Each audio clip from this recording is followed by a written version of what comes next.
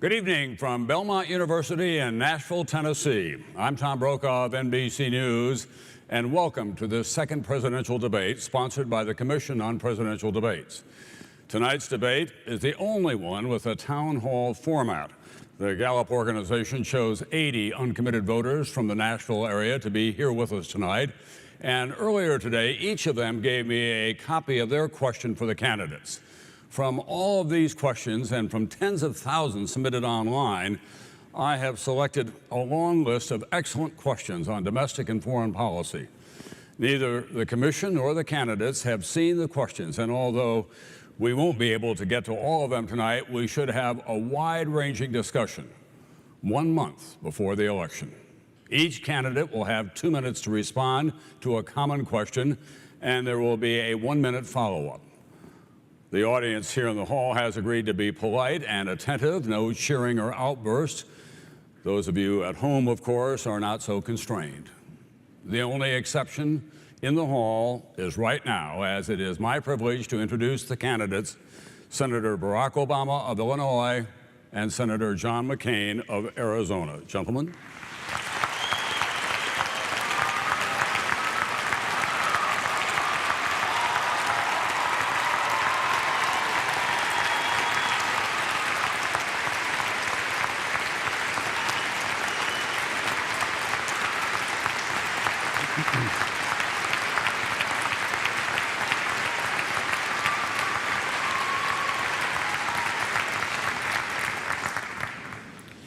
Gentlemen, we want to get underway immediately if we can. Since you last met at Ole Miss 12 days ago, the world has changed a great deal, and not for the better.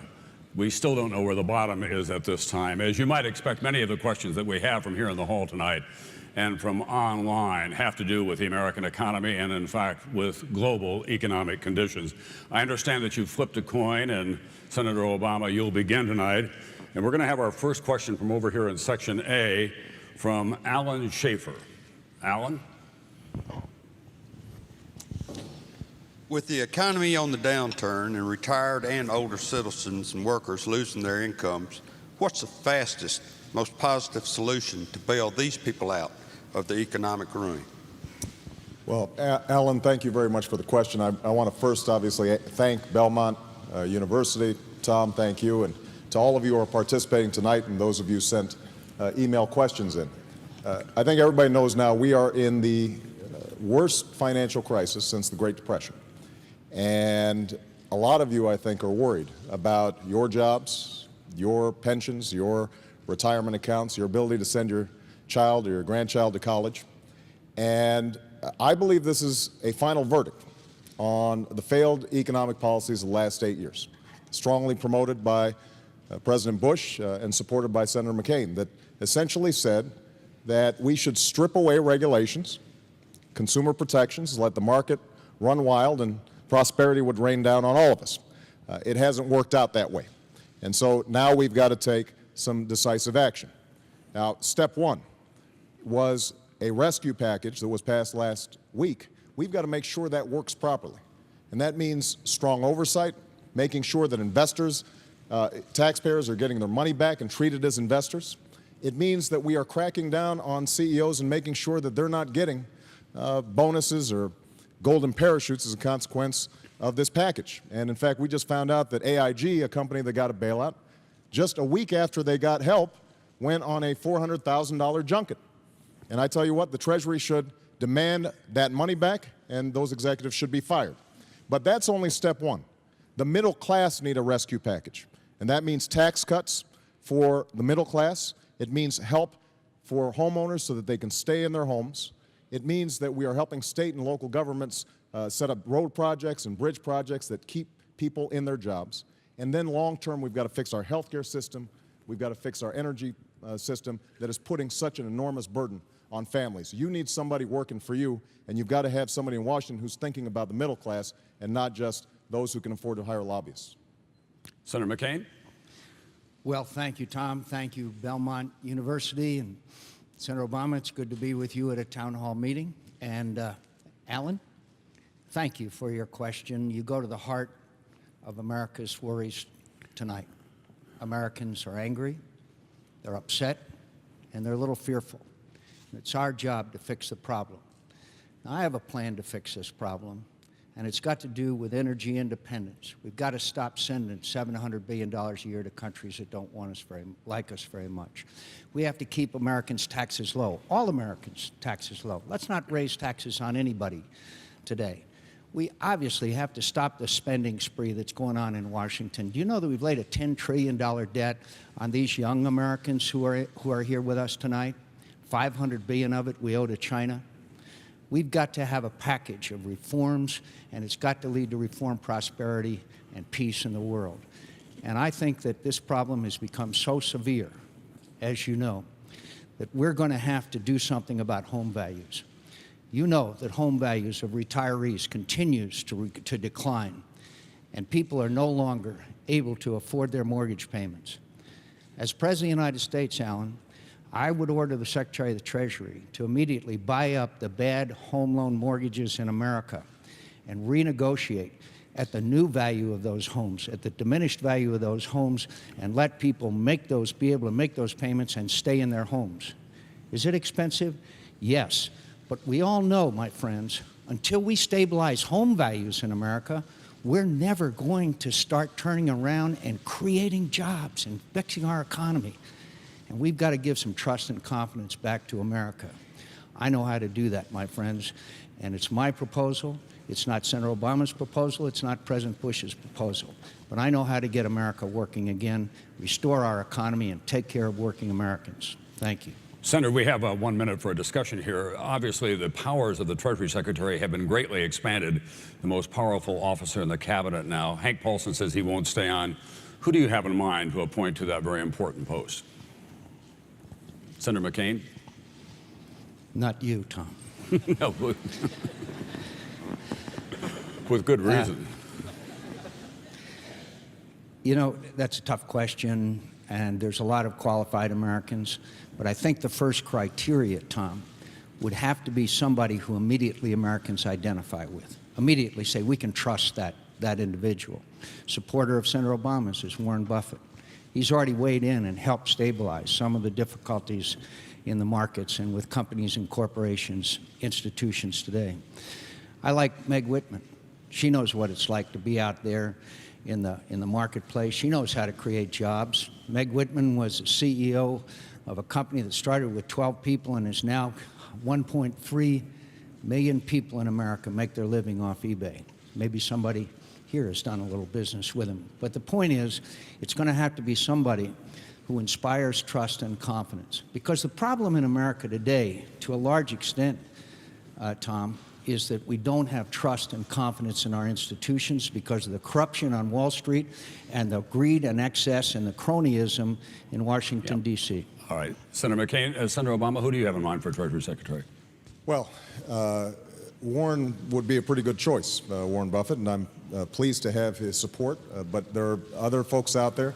The key is making sure that the next Treasury Secretary understands that it's not enough just to help those at the top. Prosperity is not just going to trickle down. We've got to help the middle class. And we've, Senator McCain and I have some fundamental disagreements on the economy, starting with Senator McCain's statement earlier that he thought the fundamentals of the economy were sound. Part of the problem here is that for many of you, wages and incomes have flatlined. For many of you, it is getting harder and harder to save, harder and harder to retire. And that's why, for example, on tax policy, what I want to do is provide a middle-class tax cut to 95% of working Americans, those who are working 2 jobs, people who are not spending enough time with their kids because they are struggling to make ends meet. Senator McCain is right that we've got to stabilize housing prices, but underlying that is loss of jobs and loss of income. That's something that the next Treasury Secretary is going to have to work on. Senator Obama, thank you very much. May I remind both of you, if I can, that we're operating under rules that you signed off on, and when we have a discussion, it really is to be confined within about a minute or so. We're going to go now, Senator McCain, to the next question for you from the hall here, and it comes from Oliver Clark, who is over here in Section F. Oliver? Well, Senators, through this economic crisis, most of the people that I know have had a difficult time. And through this bailout package, I was wondering, what it is that's going to actually help those people out? Well, thank you, Oliver, and that's an excellent question because, as you just described it, bailout, when I believe that it's rescue.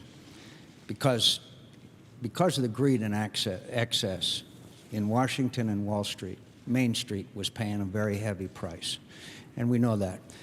I left my campaign and suspended it to go back to Washington to make sure that there were additional protections for the taxpayer, in the form of good oversight, in the form of taxpayers being the first to be paid back when our economy recovers, and it will recover, and a number of other measures. But you know, one of the real catalysts, really the match that lit this fire, was Fannie Mae and Freddie Mac. I'll bet you may never even have heard of them before this crisis. But you know, they're the ones that, with the encouragement of Senator Obama and his cronies and his friends in Washington, that went out and made all these risky loans, gave them to people that couldn't never afford to pay back. And you know, there were some of us that stood up 2 years ago and said, we've got to enact legislation to fix this. We've got to stop this greed and excess. Meanwhile, the Democrats in the Senate and some members of Congress defended what Fannie and Freddie were doing. They resisted any change. Meanwhile, they were getting all kinds of money in campaign contributions. Senator Obama was the second highest recipient of Fannie Mae and Freddie Mac money in history. So this rescue package means that we will stabilize markets. We will shore up these institutions, but it's not enough. That's why we're going to have to go out into the housing market, and we're going to have to buy up these bad loans, and we're going to have to stabilize home values. And that way Americans can, like Alan, can realize the American dream and stay in their home. But Fannie and Freddie were the catalyst, the match that started this forest fire. There were some of us that stood up against it. There was others who took a hike. Senator Obama. Well, Oliver, first let me tell you what's in the rescue package for you. Right now, the credit markets are frozen up. And what that means as a practical matter is that small businesses and some large businesses just can't get loans. If they can't get a loan, that means that they can't make payroll. If they can't make payroll, then they may end up having to shut their doors and lay people off. And if you imagine just one company trying to deal with that, now imagine 1 million companies all across the country. So it could end up having an adverse effect on everybody. And that's why we had to take action, but we shouldn't have been there in the first place. Now, I've got to correct a little bit of Senator McCain's history, not surprisingly. Let's first of all understand that the biggest problem in this whole process was the deregulation of the financial system. Senator McCain, as recently as March, bragged about the fact that he is a deregulator. On the other hand, 2 years ago, I said that we've got a subprime lending crisis that has to be dealt with. I wrote to Secretary Paulson.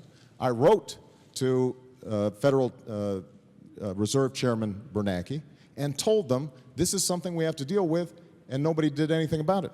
A year ago, I went to Wall Street and said we've got to re-regulate, and nothing happened. And Senator McCain, during that period, said that we should keep on deregulating because that's how the free enterprise system works.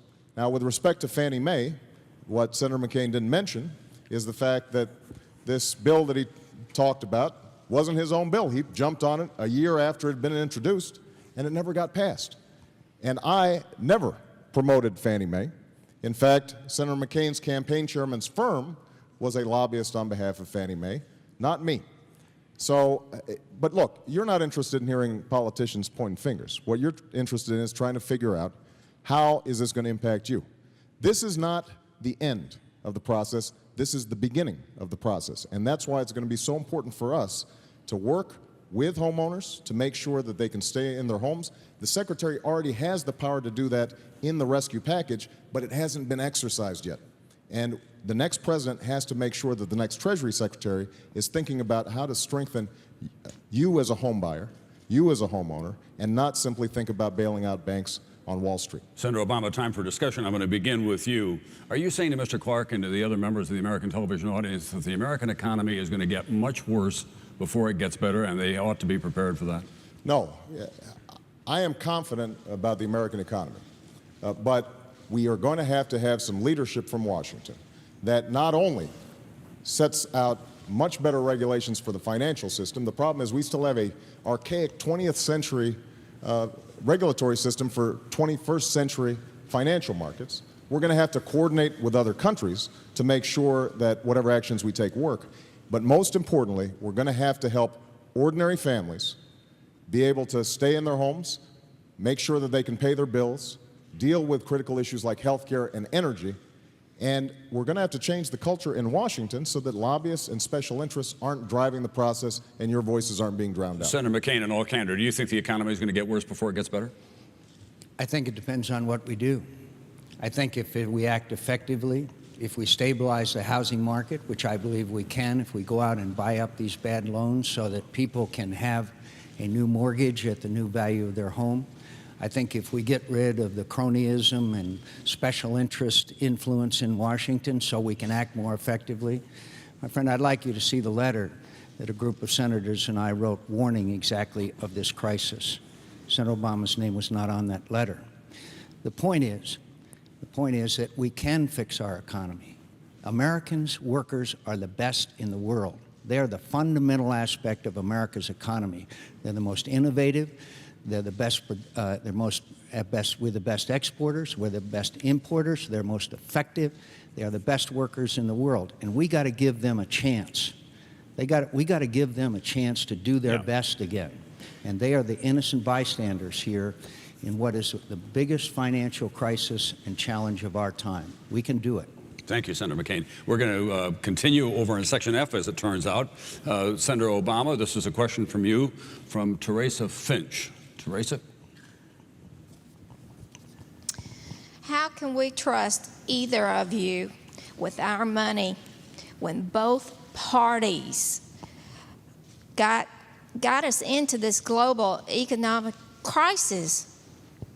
Well, look, I understand your frustration and your cynicism, because while you've been carrying out your responsibilities, most of the people here, you've got a family budget.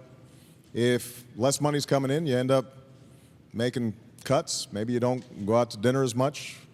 Maybe you put off buying a new car. That's not what happens in Washington. And you're right, there's a lot of blame to go around. But I think it's important just to remember a little bit of history. When George Bush came into office, we had surpluses. And now we have a $500 billion deficit annually. When George Bush came into office, our debt, national debt, was around $5 trillion. It's now over $10 trillion. We've almost doubled it. And so, while it's true that nobody's completely innocent here, we have had, over the last 8 years, the biggest increases in deficit spending and national debt in our history. And Senator McCain voted for 4 out of 5 of those George Bush budgets. So here's what I would do. I'm going to spend some money on the key issues that we've got to work on.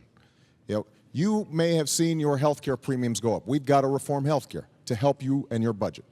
We are going to have to deal with energy because we can't keep on borrowing from the Chinese and sending money to Saudi Arabia. We are mortgaging our children's future. We've got to have a different energy plan. We've got to invest in college affordability. So we're going to have to make some investments, but we've also got to make spending cuts. And what I've proposed, you'll hear Senator McCain say, well, he's proposing a whole bunch of new spending, but actually I am cutting more than I'm spending so that it will be a net spending cut. The key is whether or not we've got priorities that are working for you as opposed to those who've been dictating policy in Washington lately, and that's mostly lobbyists and special interests. We've got to put an end to that. Senator McCain. Well, Teresa, thank you. And I can see why you feel that cynicism and mistrust, because the system in Washington is broken. And I have been a consistent reformer.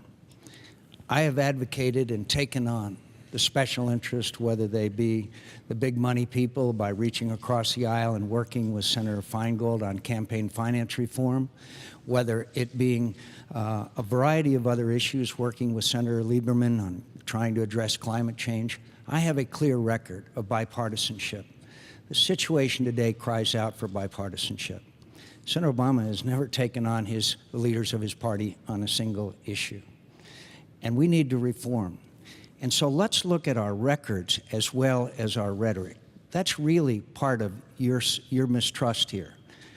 And now I suggest that maybe you go to some of these organizations that are the watchdogs of what we do, like the Citizens Against Government Waste or the National Taxpayers Union or these other organizations that watch us all the time. I don't expect you to watch every vote. And you know what you'll find? This is the most liberal big spending record in the United States Senate. I have fought against excessive spending and outrageous. I have fought to reduce the earmarks and eliminate them. Do you know that Senator Obama has voted for, is proposing $860 billion of new spending now? New spending. Do you know that he voted for every increase in spending that I saw come across the floor of the United States Senate while we were working to eliminate these pork barrel earmarks? He voted for nearly $1 billion in pork barrel earmark projects, including, by the way, $3 million for an overhead projector at a planetarium in Chicago, Illinois. My friends, do we need to spend that kind of money? I think you have to look at my record and you have to look at his. Then you have to look at our proposals for our economy. Not $860 billion in new spending, but for the kinds of reforms that keep people in their jobs, get middle-income Americans working again, and getting our economy moving again.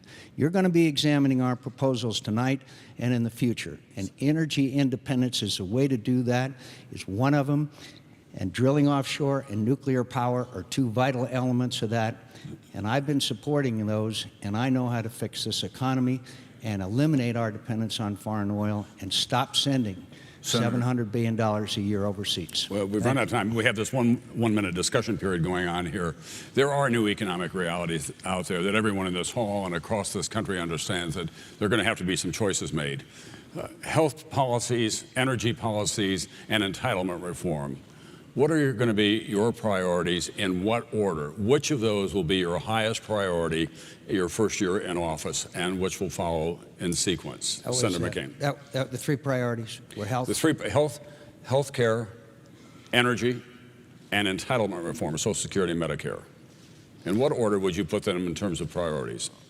I think you can work on all three at once, Tom. I think it's very important that we reform our entitlement programs.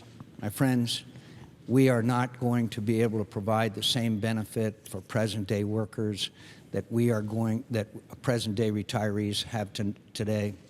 We're going to have to sit down across the table, Republican and Democrat, as he did in 1983 between Ronald Reagan and Tip O'Neill. I know how to do that.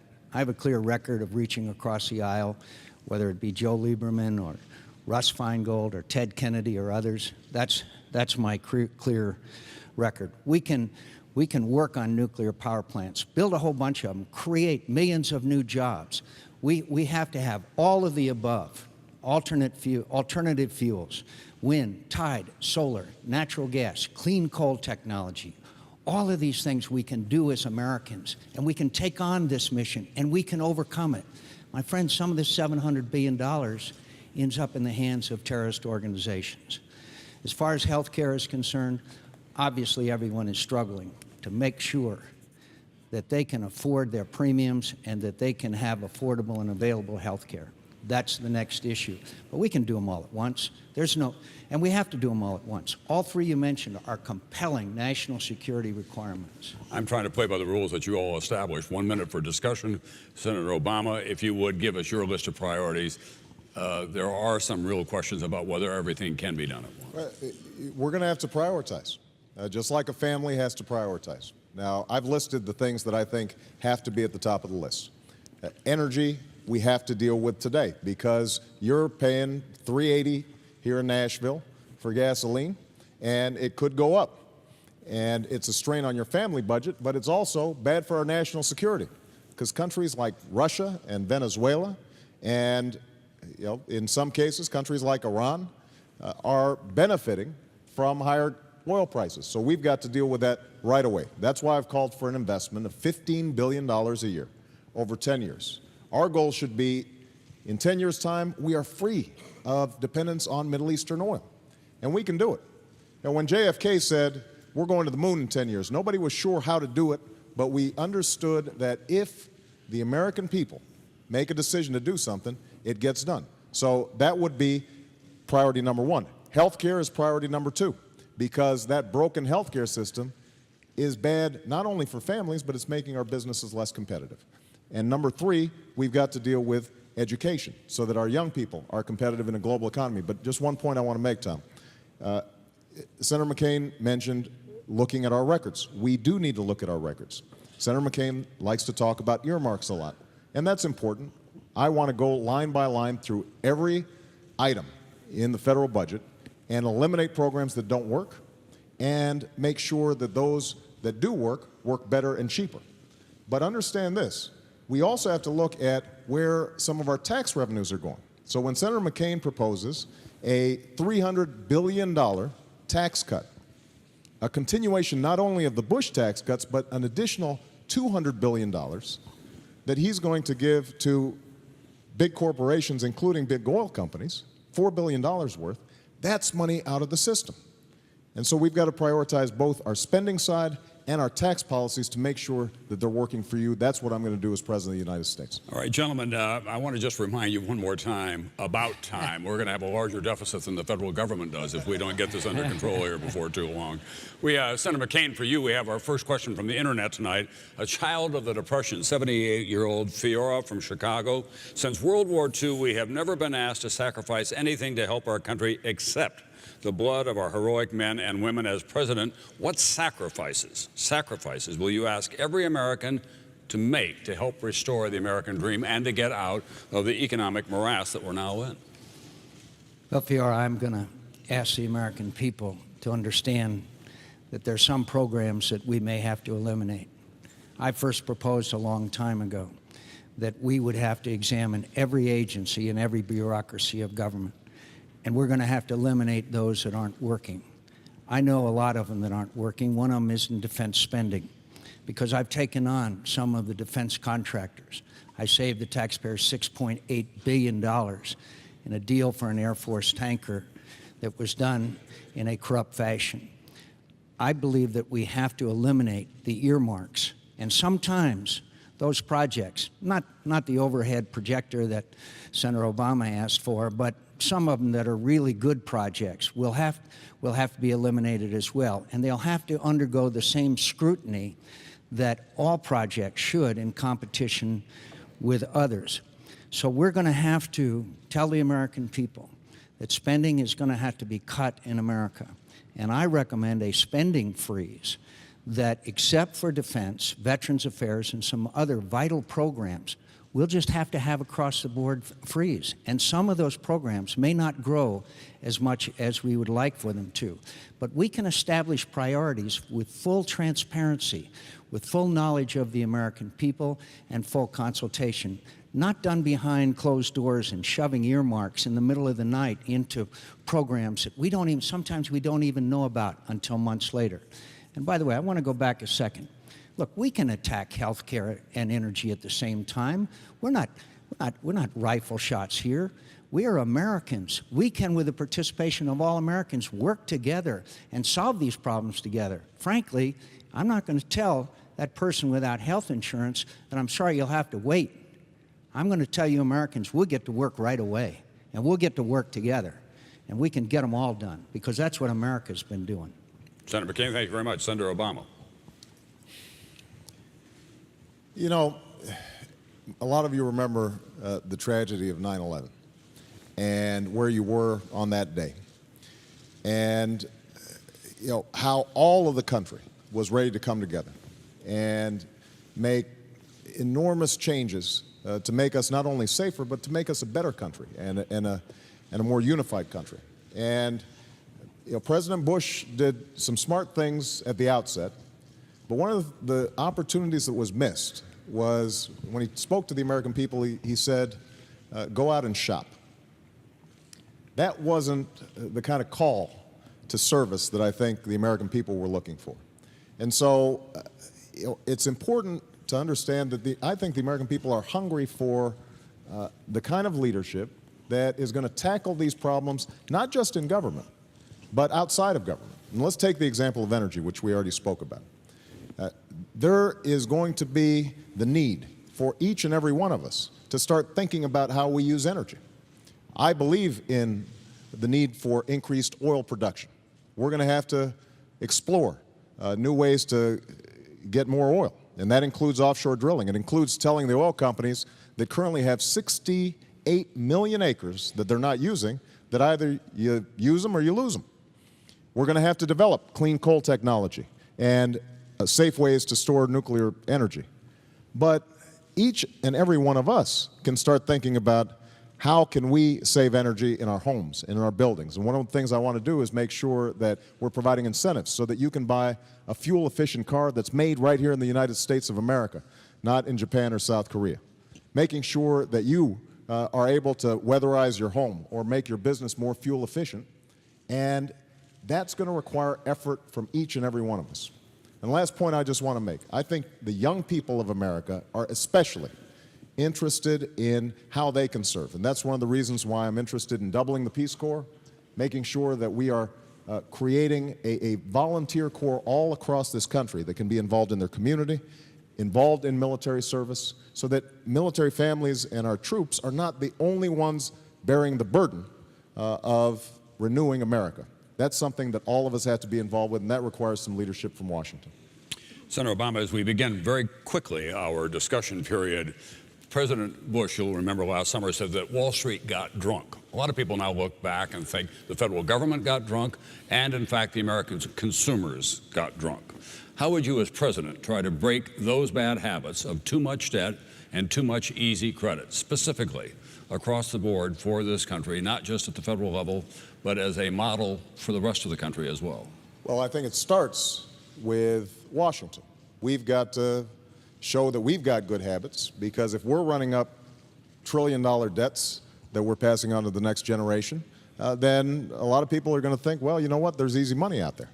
It means, and I have to, again, repeat this, it means not just looking at the spending side, but also at the revenue side.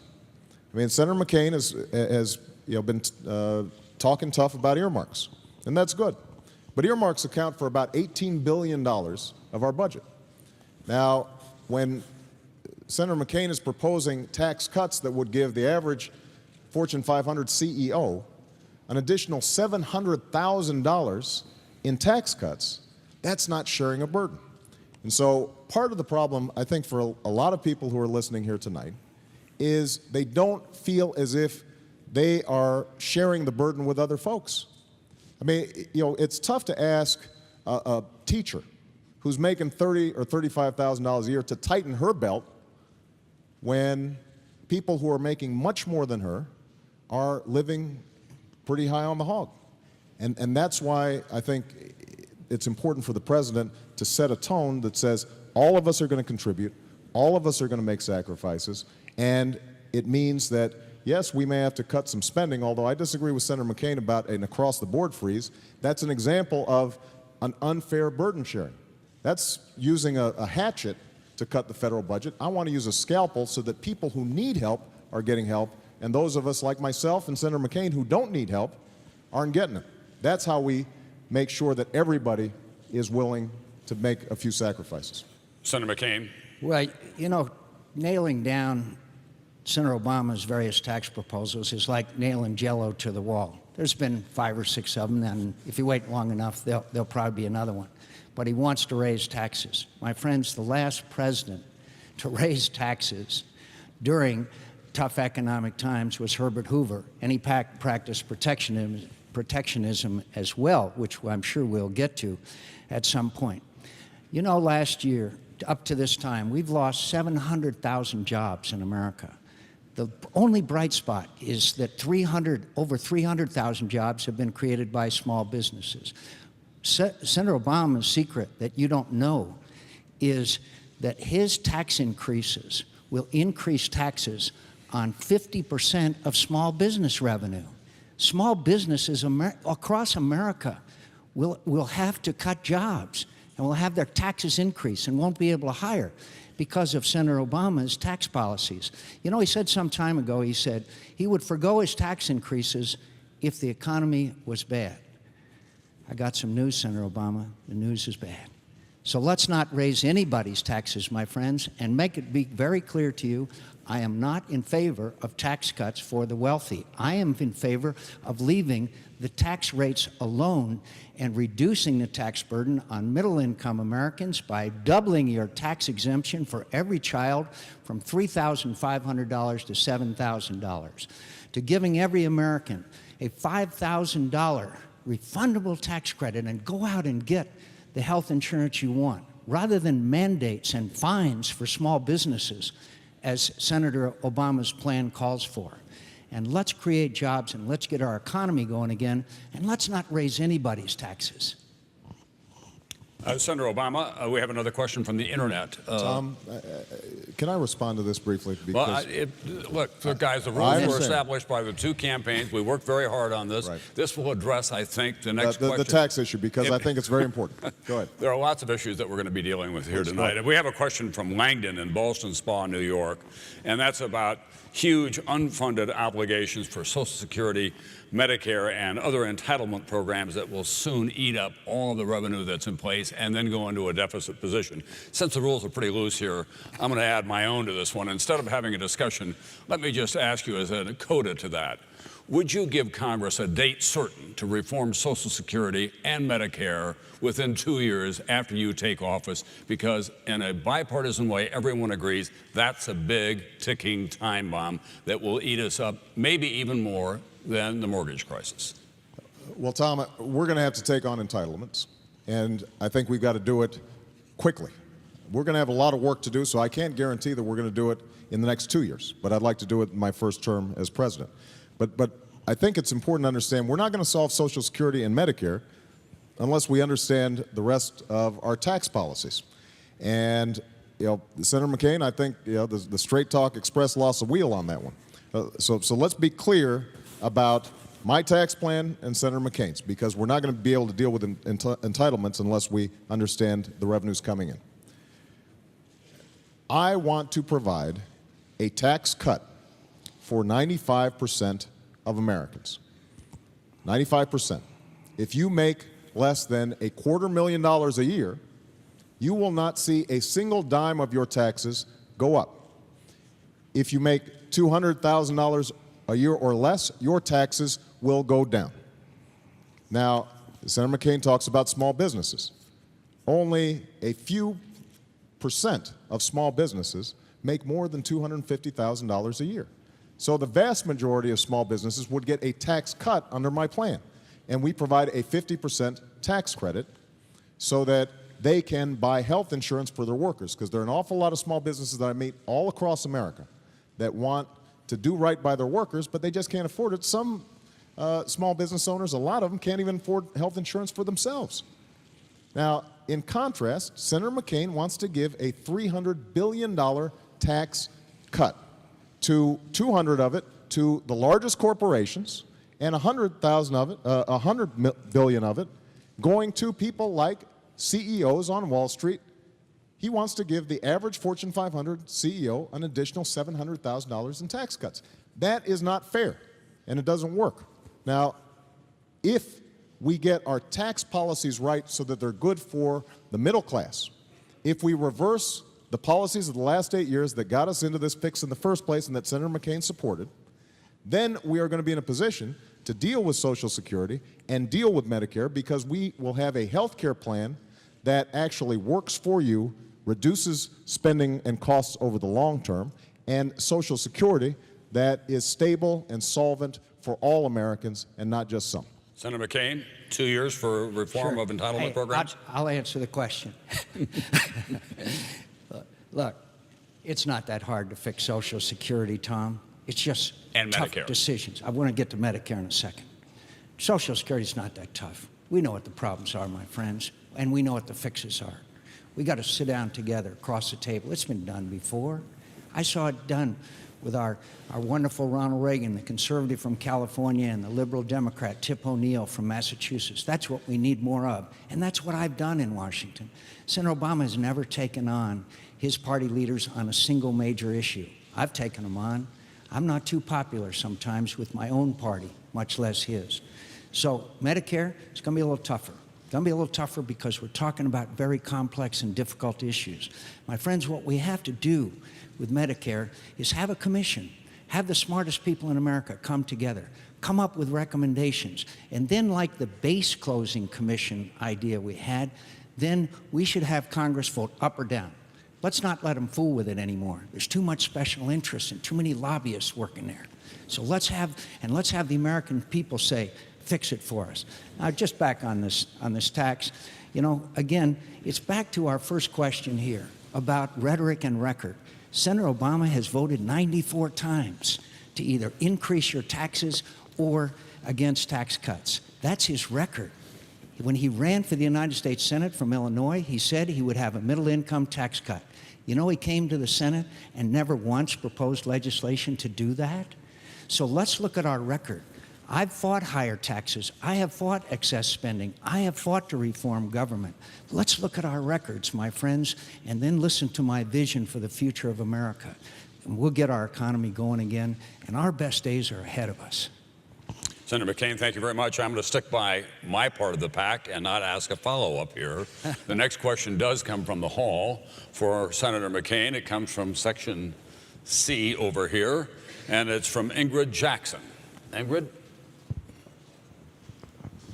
Senator McCain, I want to know, we saw that Congress moved pretty fast in the face of an economic crisis. I want to know what you would do within the first 2 years to make sure that Congress moves fast as far as environmental issues like climate change and green jobs. Well, thank you. Look, we are in tough economic times. We all know that. And let's never forget the struggle that Americans are in today. But when we have an issue that we may hand our children and our grandchildren a damaged planet, I have disagreed strongly with the Bush administration on this issue. I traveled all over the world looking at the effects of greenhouse gas emissions. Joe Lieberman and I introduced the first legislation, and we forced votes on it. That's the good news, my friends. Bad news is we lost.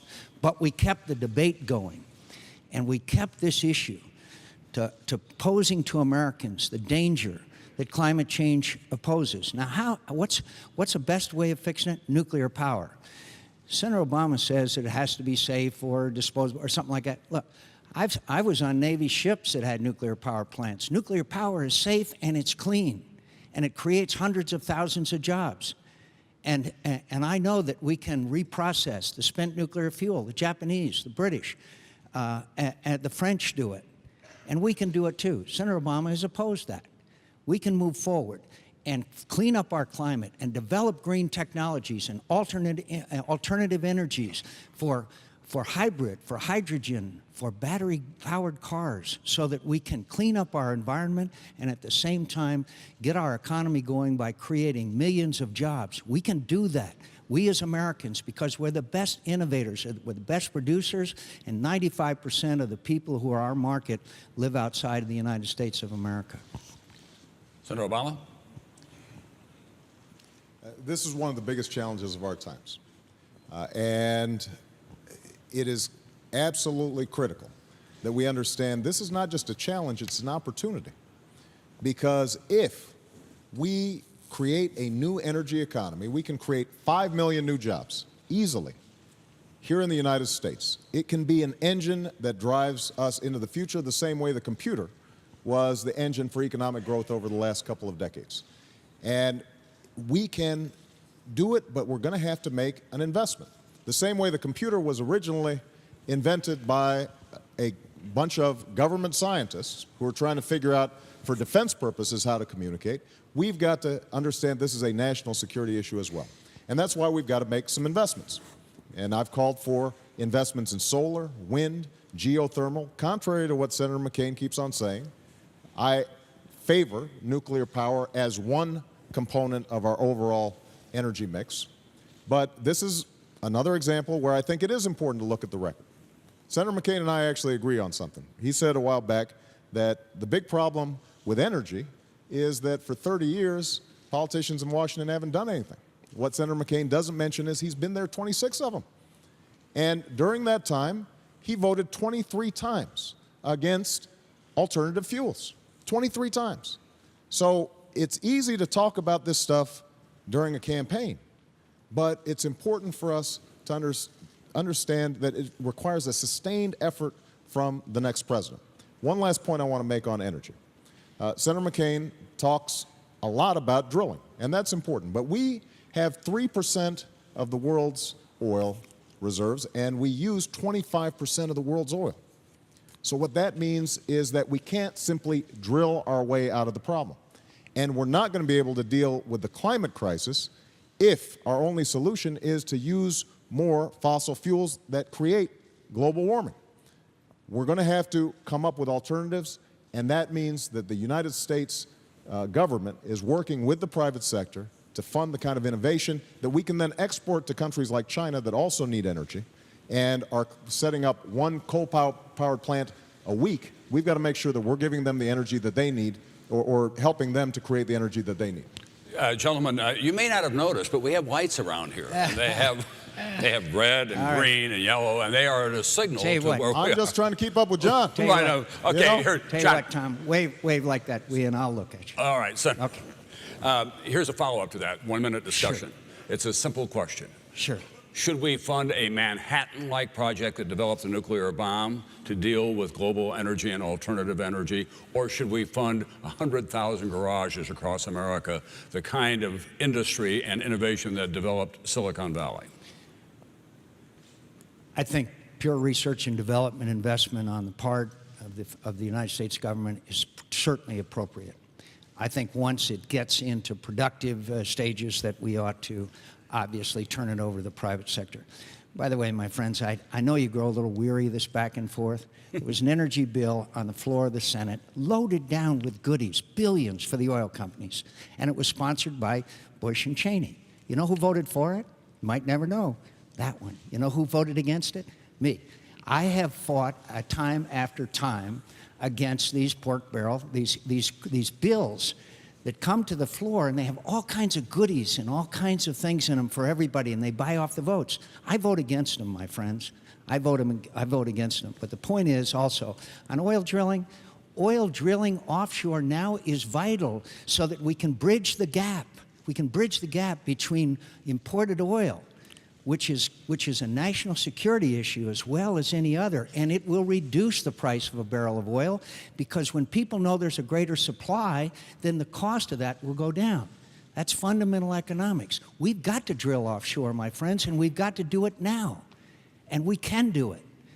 And as far as nuclear power is concerned, again, look at the record. Senator Obama has approved storage and reprocessing of spent nuclear fuel. And I'll stop, Tommy, and you didn't even wave. Thanks. Thank you very much, Senator. Next question for you, Senator Obama, and it comes from the E section over here, and it's from Lindsay Trella. Lindsay?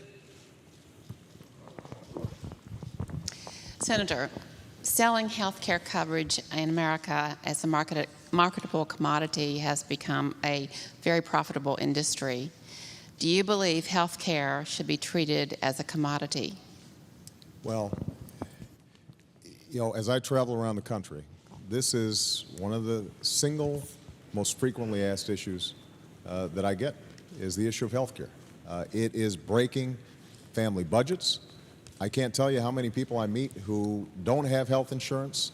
If you've got health insurance, most of you have seen your premiums double over the last 8 years. And your co-payments and deductibles have gone up 30% just in the last year alone. And if you're a small business, it's a crushing burden.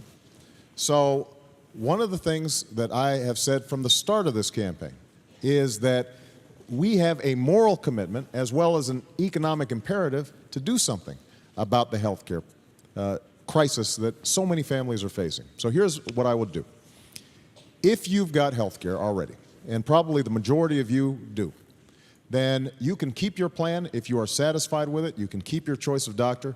We're going to work with your employer to lower the cost of your premiums by up to $2,500 a year. And we're going to do it by investing in prevention. We're going to do it by making sure that we use information technology so that medical records are actually on computers. Instead of you filling forms out in triplicate when you go to the hospital, that'll reduce medical errors and reduce costs. if you don't have health insurance, you're going to be able to buy the same kind of insurance that Senator McCain and I enjoy as federal employees, because there's a huge pool. We can drop the costs, and nobody will be excluded for pre-existing conditions, which is a huge problem. Now, Senator McCain has a different kind of approach. He says that he's going to give you a $5,000 tax credit. What he doesn't tell you is that he is going to tax your employer-based health care benefits for the first time ever. So what one hand giveth, the other hand taketh away. He would also strip away the ability of states to provide some of the regulations on insurance companies to make sure that you're not excluded for pre-existing conditions, or your mammograms are covered, or your maternity is covered. And that is fundamentally the wrong way to go. In fact, just today, business organizations like the United States Chamber of Commerce, which generally are pretty supportive of Republicans, said that this would lead to the unraveling of the employer-based health care system. That, I don't think, is the kind of change that we need. We've got to have somebody who's fighting for patients and making sure that you get decent, affordable health care, and that's something that I'm committed to doing as president. Senator McCain. Well, thank you for the question. You really identify one of the really major challenges that America faces. Co-payments go up, costs go up, skyrocketing costs, which make people less and less able to afford health insurance in America. And we need to do all of the things that are necessary to make it more efficient. Let's put health records online. That'll reduce medical errors, as they call them.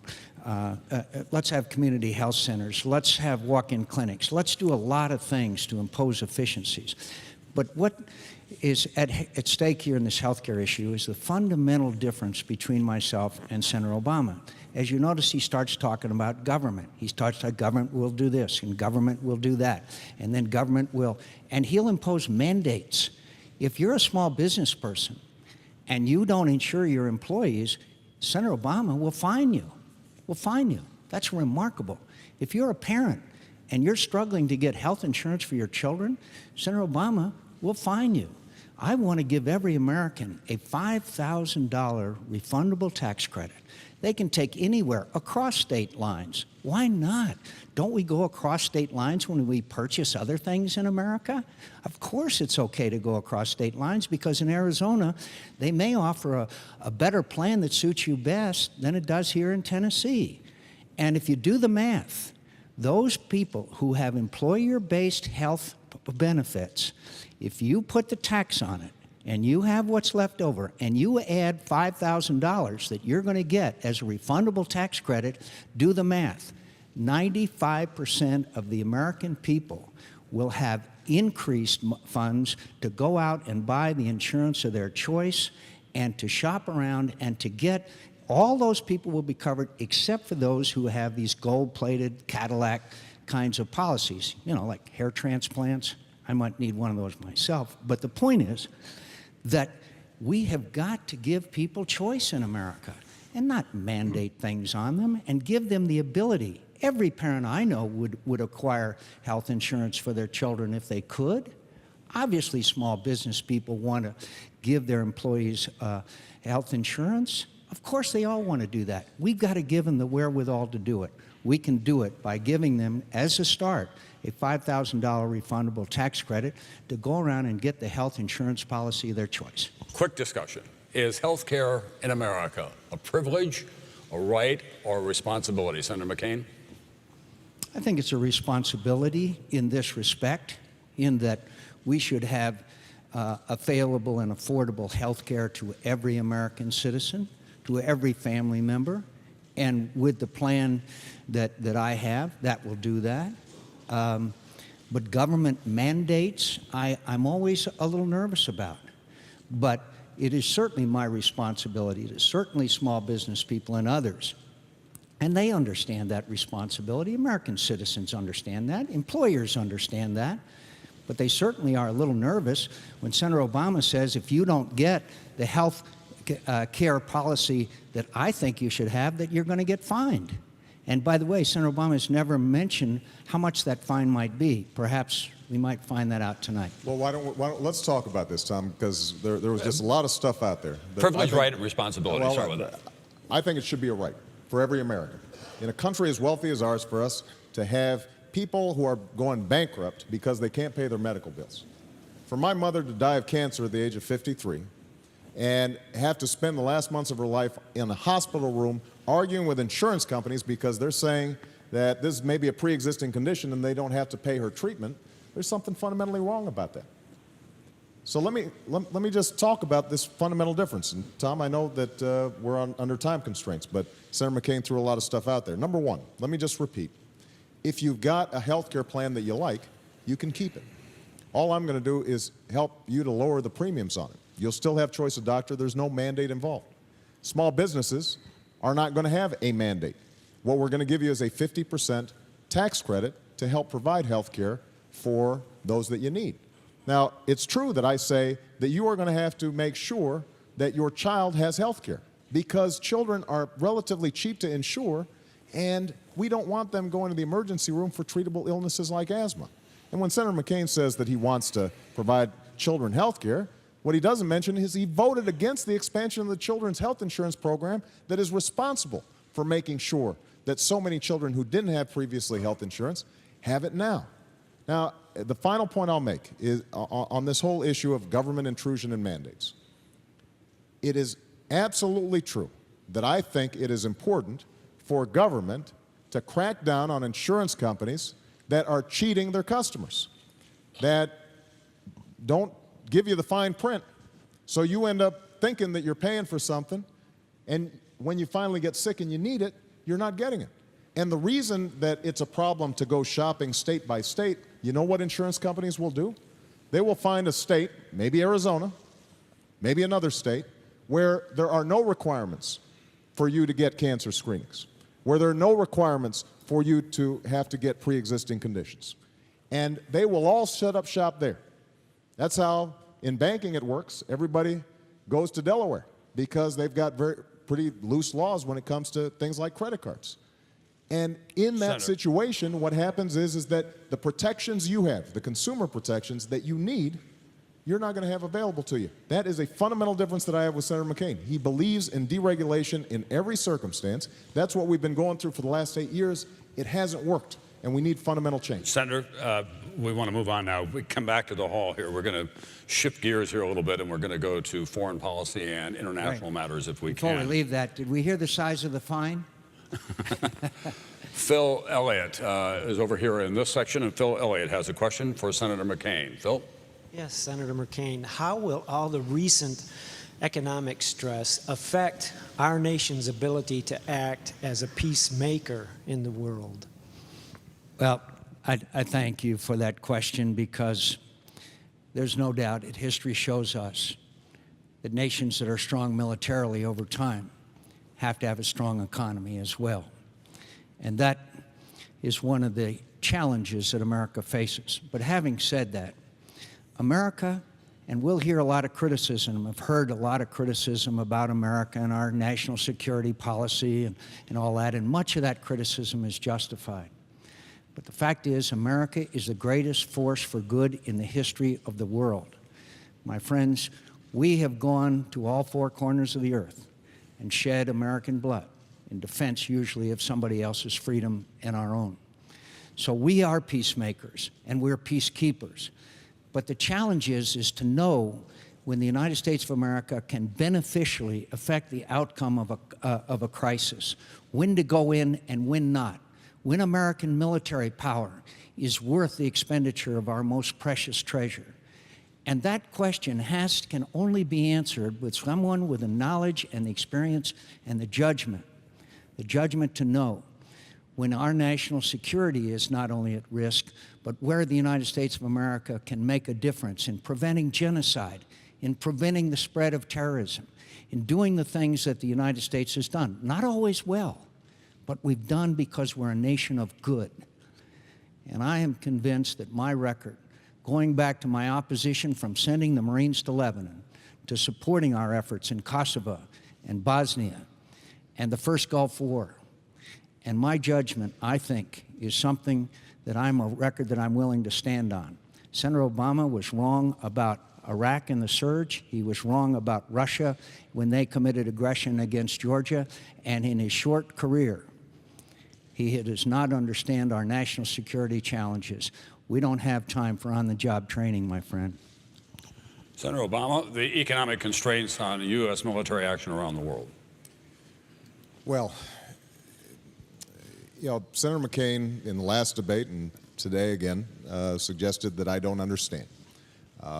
It's true. There are some things I don't understand. I don't understand how we ended up invading a country that had nothing to do with 9/11, while Osama bin Laden and al-Qaeda are setting up base camps and safe havens to train terrorists to attack us. That was Senator McCain's judgment, and it was the wrong judgment. When Senator McCain was cheerleading the president to go into Iraq, he suggested it was going to be quick and easy. We'd be greeted as liberators. That was the wrong judgment, and it's been costly to us. So one of the difficulties with Iraq is that it has put an enormous strain, first of all, on our troops, obviously, and they have performed heroically and honorably, and we owe them an extraordinary debt of gratitude. But it's also put an enormous strain on our budget. We've spent, so far, close to $700 billion, and if we continue on the path that we're on, as Senator McCain is suggesting, it's going to go well over $1 trillion. We're spending $10 billion a month in Iraq at a time when the Iraqis have a $79 billion surplus. $79 billion. And we need that $10 billion a month here in the United States to put people back to work, to do all these wonderful things that Senator McCain suggested we should be doing, but has not yet explained how he would pay for. Now, Senator McCain and I do agree. This is the greatest nation on earth. We are a force of good in the world. But there has never been a nation in the history of the world that saw its economy decline and maintained its military superiority.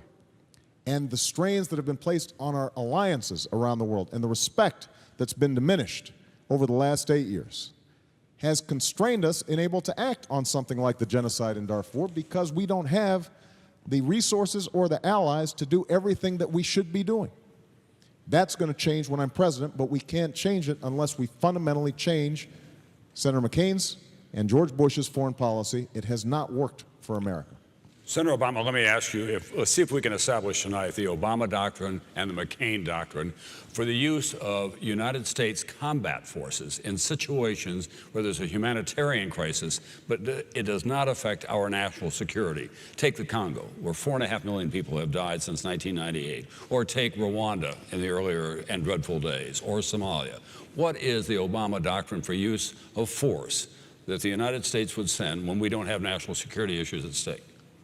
Well, we may not always have national security issues at stake, but we have moral issues at stake. I mean, if we could have intervened effectively in the Holocaust, who among us would say that we had a moral obligation not to go in? If we could have stopped Rwanda, surely if we had the ability, that would be something that we would have to strongly consider and act. So, when genocide is happening, when ethnic cleansing is happening somewhere around the world, and we stand idly by, that diminishes us. And so I do believe that we have to consider it as part of our interests, our national interests, in intervening where possible. But understand that there's a lot of cruelty around the world. We're not going to be able to be everywhere all the time.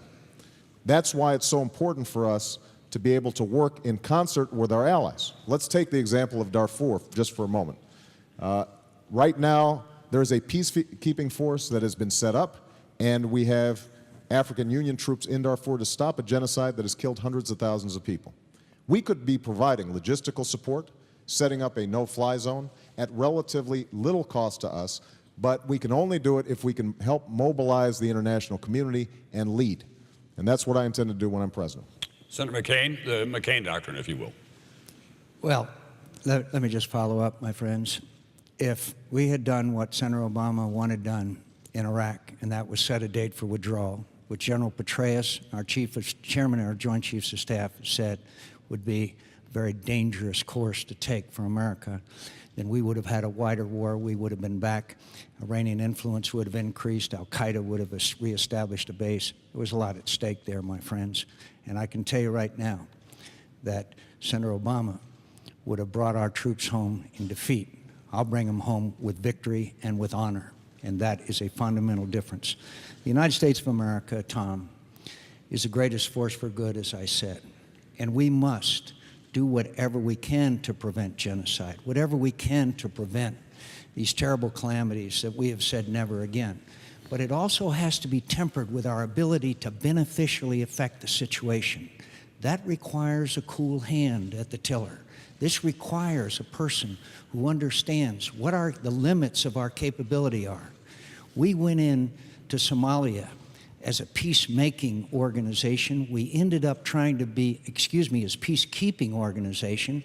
We ended up trying to be peacemakers, and we ended up having to withdraw in humiliation. In Lebanon, I stood up to President Reagan, my hero, and said, if we send Marines in there, how can we possibly beneficially affect this situation? And said we shouldn't. Unfortunately, almost 300 brave young Marines were killed. So you have to temper your decisions with the ability to beneficially affect the situation and realize you're sending America's most precious asset, American blood, into harm's way. And again, I know those situations. I've been in them all my life. And I can tell you right now, the security of your young men and women who are serving in the military are my first priority right after our nation's security. And I may have to make those tough decisions, but I won't take them lightly. And I understand that we have to say never again to a Holocaust and never again to Rwanda. But we also better be darn sure we don't leave and make the situation worse, thereby exacerbating our reputation and our ability to address crises in other parts of the world. Senator McCain, thank you very much. Next question for Senator Obama. It comes from the F section, and it's from Katie Ham. Katie? Should the United States respect Pakistani sovereignty and not pursue al-Qaeda terrorists who maintain bases there? Or should we ignore their borders and pursue our enemies like we did in Cambodia during the Vietnam War? Katie, it's a terrific question. And we have a difficult situation in Pakistan. I believe that part of the reason we have a difficult situation is because we made a bad judgment going into Iraq in the first place when we hadn't finished the job of hunting down bin Laden and crushing al-Qaeda. So what happened was we got distracted, we diverted resources, and ultimately bin Laden escaped, set up base camps in the mountains of Pakistan in the northwest provinces there. They are now raiding our troops in Afghanistan, destabilizing the situation. They're stronger now than at any time since 2001. And that's why I think it's so important for us to reverse course, because that's the central front on terrorism. They are plotting to kill Americans right now. As Secretary Gates, the Defense Secretary, said, the war against terrorism began in that region, and that's where it will end. So part of the reason I think it's so important for us to end the war in Iraq is to be able to get more troops into Afghanistan, put more pressure on the Afghan government to do what it needs to do, eliminate some of the drug trafficking that's funding terrorism. But I do believe that we have to change our policies with Pakistan. We can't coddle, as we did, a dictator, give him billions of dollars, and then he's making peace treaties with the Taliban and militants. What I've said is we're going to encourage democracy in Pakistan, expand our non-military aid to Pakistan so that they have more of a stake in working with us, but insisting that they go after these militants. And if we have Osama bin Laden in our sights and the Pakistani government is unable or unwilling to take them out, then I think that we have to act, and we will take them out. We will kill bin Laden. We will crush al-Qaeda. That has to be our biggest national security priority. Senator McCain. Well, Katie, thank you. You know, my hero is a guy named Teddy Roosevelt. Teddy Roosevelt used to say, walk softly, talk softly, but carry a big stick. Senator Obama likes to talk loudly. In fact, he said he wants to announce that he's going to attack Pakistan. Remarkable. You know, if you are a country and you're trying to gain the support of another country, then you want to do everything you can that they would act in a cooperative fashion. When you announce that you're going to launch an attack into another country, it's pretty obvious that you have the effect that it had in Pakistan. It turns public opinion against us. Now, let me just go back with you very briefly. We drove the Russians out, with the Afghan freedom fighters, drove the Russians out of Afghanistan, and then we made his most serious mistake. We washed our hands of Afghanistan, the Taliban came back in, Al-Qaeda, and we then had the situation that required us to conduct the Afghan war. Now, our relations with Pakistan are critical because the border areas are being used as safe havens by the Taliban and Al-Qaeda and other extremist organizations. And we have to get their support. Now, General Petraeus had a strategy. The same strategy, very different because of the conditions and the situation, but the same fundamental strategy that succeeded in Iraq, and that is to get the support of the people. We need to help the Pakistani government go into Waziristan, where I visited, a very rough country, and get the support of the people and get them to work with us and turn against the cruel Taliban and others. And by working and coordinating our efforts together, not threatening to attack them, but working with them, and where necessary, use force, but talk softly, but carry a big stick. Tom, Senator just a quick follow-up on this. I think if we're going to have follow-ups, then I will want follow-ups. No, I know. Well. So I think we'll get at it if I can with this question. let's have one. All right, let's have a follow-up. Just a quick follow-up, because I think this is important. I'm just a hired help here, so I mean. You're doing a great job, Tom. Look, I want to be very clear about what I said. Nobody called for the invasion of Pakistan. Senator McCain continues to repeat this. What I said was the same thing that the audience here today heard me say, which is if Pakistan is unable or unwilling to hunt down bin Laden and take him out, then we should. Now, that I think has to be our policy because they are threatening to kill more Americans. Now, Senator McCain suggests that somehow, I'm green behind the ears and I'm just spouting off, and he's somber and responsible. Thank you very much. Senator McCain, this is the guy who sang "Bomb, Bomb, Bomb Iran," who called for the annihilation of North Korea. That I don't think is an example of speaking softly. This is the person who, after we hadn't even finished Afghanistan, where he said, "Next up, Baghdad."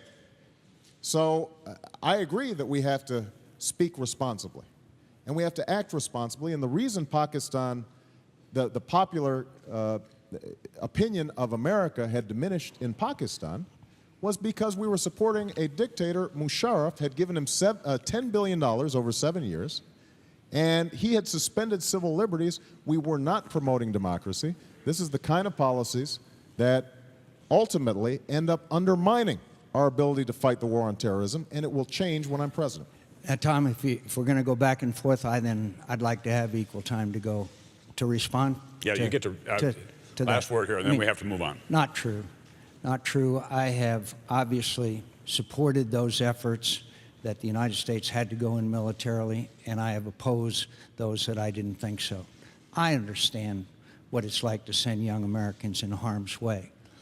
I was joking with a veteran. I hate to even go into this. I was joking with an old veteran friend who joked with me about Iran. But the point is that I know how to handle these crises. And Senator Obama, by saying that he would attack Pakistan, look at the context of his words. I'll get Osama bin Laden, my friends. I'll get him. I know how to get him. I'll get him no matter what. And I know how to do it. But I'm not going to telegraph my punches, which is what Senator Obama did. And I'm going to act responsibly, as I have acted responsibly throughout my military career and throughout my career in the United States Senate. And we have fundamental disagreements about the use of military power and how you do it. And you just saw it in response to previous questions. Can I get a quick response from the two of you about developments in Afghanistan this week? The senior British military commander, who is now leaving after a second tour, and their senior diplomatic presence there, Sherrod Cooper-Coles, who is well known as an expert in the area, both have said that we're failing in Afghanistan. The commander said we cannot win there. We've got to get it down to a low-level insurgency, let the Afghans take it over. Cooper-Coles said what we need is an acceptable dictator. If either of you becomes president, as one of you will, how do you reorganize Afghanistan strategy, or do you? Briefly, if you can. I'll be very brief. We are going to have to make the Iraqi government start taking more responsibility, withdraw our troops in a responsible way over time, because we're going to have to put some additional troops in Afghanistan. General McKiernan, the commander in Afghanistan right now, is desperate for more help because our bases and outposts are now targets for more aggressive Afghan or Taliban offensives. We're also going to have to work with the Karzai government, and when I met with President Karzai, I was very clear that you are going to have to do better by your people in order for us to gain the popular support that's necessary. I don't think he has to be a dictator. We want a democracy in Afghanistan, but we have to have a government that is responsive to the Afghan people, and frankly, it's just not responsive right now. Senator McCain, briefly. General Petraeus has just taken over a position of responsibility where he has the command and will really set the tone for the strategy and tactics that are using. I've had conversations with him. It is the same overall strategy. Of course, we have to do some things tactically, some of which Senator Obama is correct on.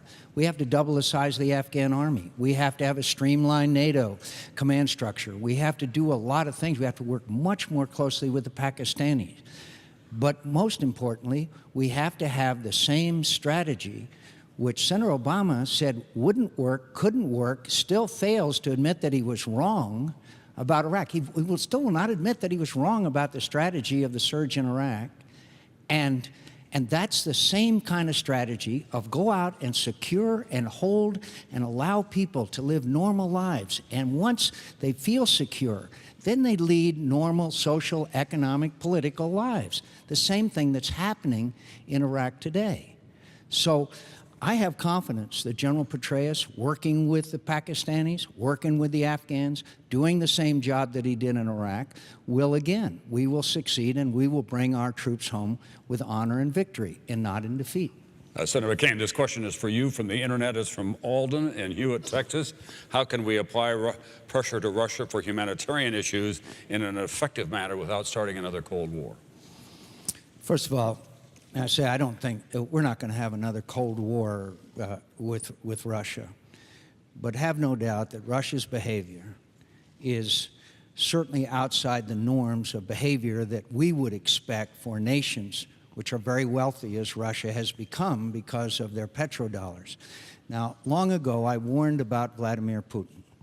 I said I looked into his eyes and saw three letters, a K, a G, and a B. He has surrounded himself with former KGB apparatchiks. He has gradually repressed most of the liberties that we would expect for nations to observe, and he has exhibited most aggressive behavior, obviously in Georgia. Said before, watch Ukraine. Ukraine right now is in the sights of Vladimir Putin, those that want to reassemble the old Soviet Union. We've got to show moral support for Georgia. We've got to show moral support for Ukraine. We've got to advocate for their membership in NATO.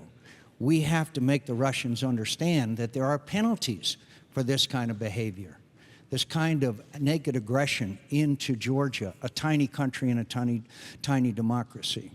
And so, of course, we want to bring international pressures to bear on Russia in hopes that that will modify and eventually change their behavior. Now, the G8 is one of those, but there are many others.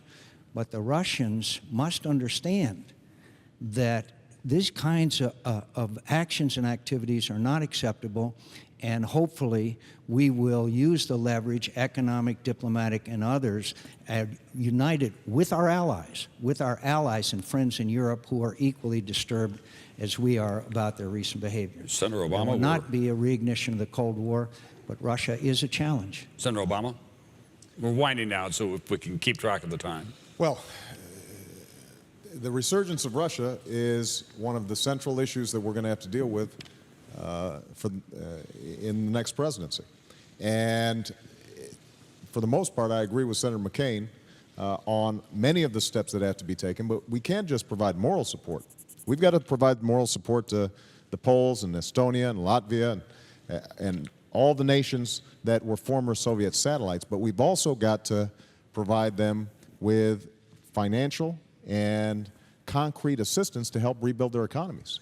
Georgia, in particular, is now on the brink of enormous economic challenges, and some say that that's what Putin intended in the first place. The other thing we have to do, though, is we've got to see around the corners. We've got to anticipate some of these problems ahead of time. You know, back in April, I put out a statement saying that the situation in Georgia was unsustainable because you had Russian peacekeepers in these territories that were under dispute. And you knew that if the Russians themselves were trying to obtain some of these territories or push back against Georgia, that that was not a stable situation. So part of the job of the next commander-in-chief in keeping all of you safe is making sure that we can see some of the 21st century challenges and anticipate them before they happen. We haven't been doing enough of that. We tend to be reactive. That's what we've been doing over the last 8 years, and that has actually made us more safe. That's part of what happened in Afghanistan, where we rushed into Iraq, and Senator McCain and President Bush suggested that it wasn't that important to catch bin Laden right now and that we could muddle through, and that has cost us dearly. We've got to be much more strategic if we're going to be able to deal with all the challenges that we face out there. And one last point I want to make about Russia: energy is going to be key in dealing with Russia. If we can reduce our energy consumption, that reduces the amount of petrodollars that they have to make mischief around the world. That will strengthen us and weaken them when it comes to issues like Georgia. This requires only a yes or a no. Ronald Reagan famously said that the Soviet Union was the evil empire. Do you think that Russia, under Vladimir Putin, is an evil empire? I think they've engaged in evil behavior, and I think that it is important that we understand they're not the old Soviet Union, but they still have nationalist the impulses that I think are very dangerous. Senator McCain? Maybe. Maybe. Depends on how we respond to Russia, and depends on a lot of things. If I say yes, then that means that we're reigniting the old Cold War. If I say no, it ignores their behavior. Obviously, energy is going to be a big, big factor. And Georgia and Ukraine are both major gateways of energy into Europe. And that's one of the reasons why it's in our interest. But the Russians, I think we can deal with them. But they got to understand that they're facing a very firm and determined United States of America that will defend our interests and that of other countries in the world. All right, we're going to try to get in 2 more questions if we can, so we have to move along. Over in Section A, Terry Shirey. Do I have that right, Terry?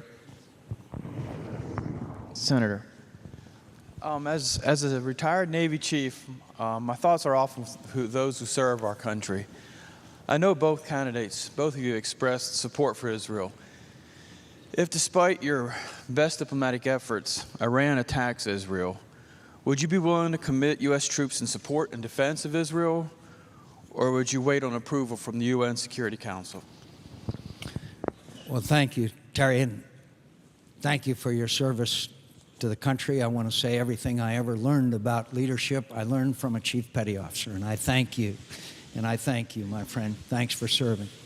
Let me say that we obviously would not wait for the United Nations Security Council. I think the realities are that both Russia and China would probably pose significant obstacles. And our challenge right now is the Iranians continue on the path to acquiring nuclear weapons. And it's a great threat. It's not just a threat to the state of Israel. It's a threat to the stability of the entire Middle East. If Iran acquires nuclear weapons, all the other countries will acquire them too. The tensions will be ratcheted up. What would you do if you were the Israelis and the president of a country says that they are determined to wipe you off the map, calls your country a stinking corpse? Now, Senator Obama, without precondition, wants to sit down and negotiate with them without preconditions. That's what he stated, again, a matter of record. I want to make sure that the Iranians that we put enough pressure on the Iranians by joining with our allies, imposing significant, tough sanctions to modify their behavior.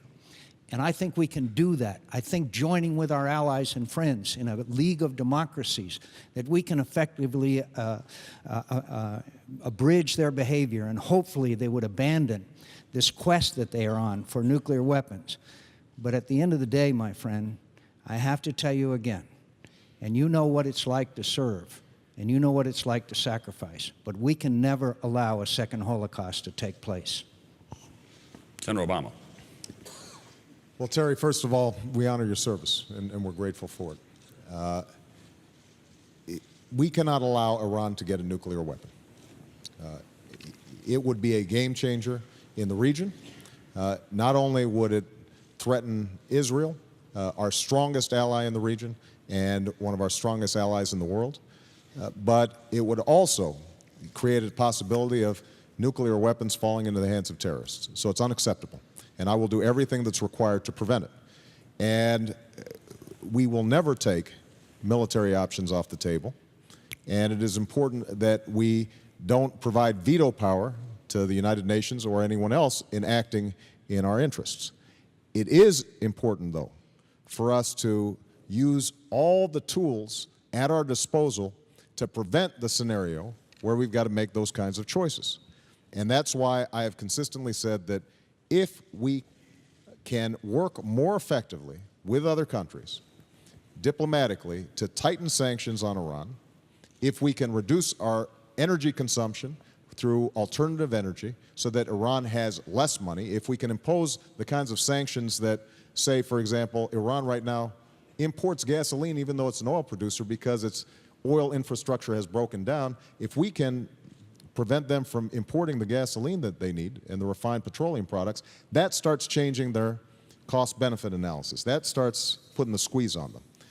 Now, it is true, though, that I believe that we should have direct talks, not just with our friends, but also with our enemies, to deliver a tough, direct message to Iran that if you don't change your behavior, then there will be dire consequences. If you do change your behavior, then it is possible for you to rejoin the community of nations. Now, it may not work, but one of the things we've learned is that when we take that approach, whether it's in North Korea or in Iran, then we have a better chance at better outcomes. When President Bush decided we're not going to talk to Iran, we're not going to talk to North Korea, you know what happened? Iran went from 0 centrifuges to develop nuclear weapons to 4,000. North Korea quadrupled its nuclear capability. We've got to try to have talks, understanding that we're not taking military options off the table. All right, gentlemen, we've come to the last question, and you'll both be interested to know. This comes from the internet, and it's from a state that you're strongly contesting, both of you. It's from Peggy in Amherst, New Hampshire. It has a certain Zen-like quality. I'll give you a fair warning. She says, "What don't you know, and how will you learn it?" Senator Obama, you get first crack at that. My wife, Michelle, is there, and she could give you a much longer list than I do. And most of the time I learn it by asking her. But look, the nature of the challenges that we're going to face are immense. And one of the things that we know about the presidency is that it's never the challenges that you expect. It's the challenges that you don't, that end up consuming most of your time. But here's what I do know. I know that I wouldn't be standing here if it weren't for the fact that this country gave me opportunity. You know, I came from very modest means. I had a single mom, and my grandparents raised me, and it was because of the help of scholarships and my grandmother scrimping on things that she might have wanted to purchase, and my mom at one point getting food stamps in order for us to put food on the table. Despite all that, I was able to go to the best schools on earth. I was able to succeed in a way that I could not have succeeded anywhere else in this country. The same is true for Michelle, and I'm sure the same is true for a lot of you. And the question in this election is, are we going to pass on that same American dream to the next generation? Over the last 8 years, we've seen that dream diminish. Wages and incomes have gone down. People have lost their health care or are going bankrupt because they get sick. We've got young people who've got the grades and the will and the drive to go to college, but they just don't have the money.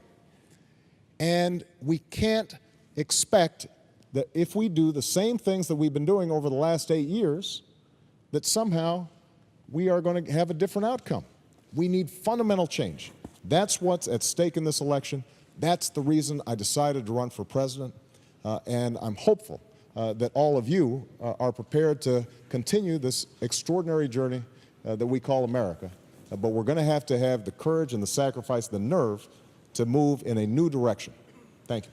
Senator McCain, you get the last word. Senator Obama had the opening. You're last up. Well, thank you, Tom. And I think what I don't know is what all of us don't know. And that's what's going to happen both here at home and abroad. The challenges that we face are unprecedented. Americans are hurting tonight in a way they have not in our generation.